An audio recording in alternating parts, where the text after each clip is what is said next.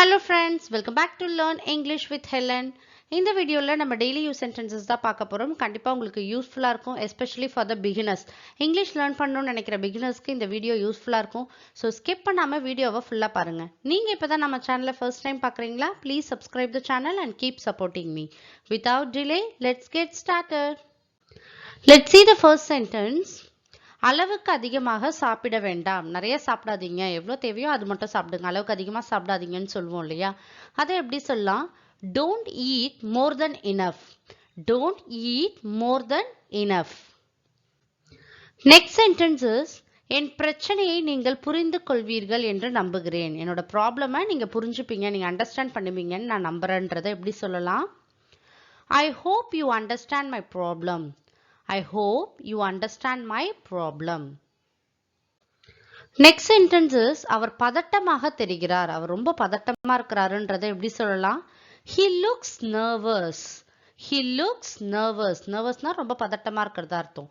He looks nervous. Next sentence is, நீங்கள் எப்போதாவது pizza சாப்பிட்டிருக்கீங்களா? Pizza எப்போதாவது நீங்க சாப்பிட்டிருக்கீங்களான்றதை எப்படி கேட்கலாம்? Have you ever had pizza? Have you ever had pizza?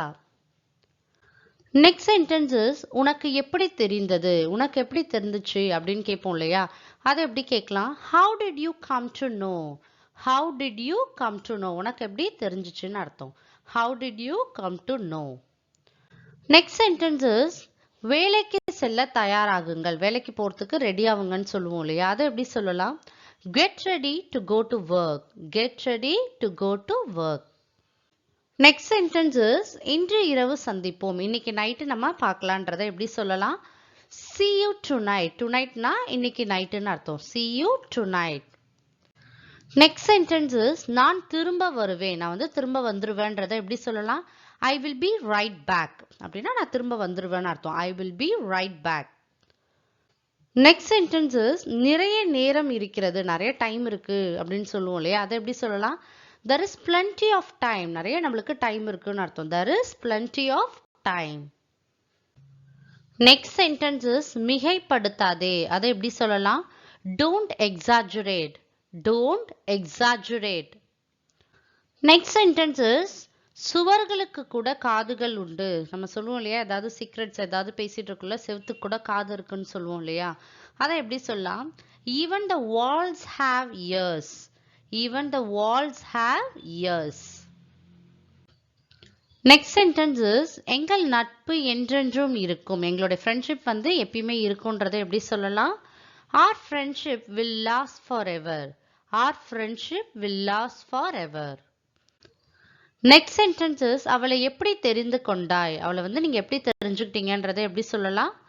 How did you come to know her? அவளை உங்களுக்கு எப்படி தெரிஞ்சிச்சுன்னு அர்த்தம். How did you come to know her?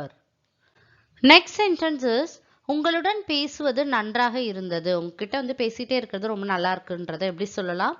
It was nice chatting with you. It was nice chatting with you. உங்களோட பேசிட்டு இருந்தது ரொம்ப நல்லா இருந்துச்சுன்னு அர்த்தம். It was nice chatting with you.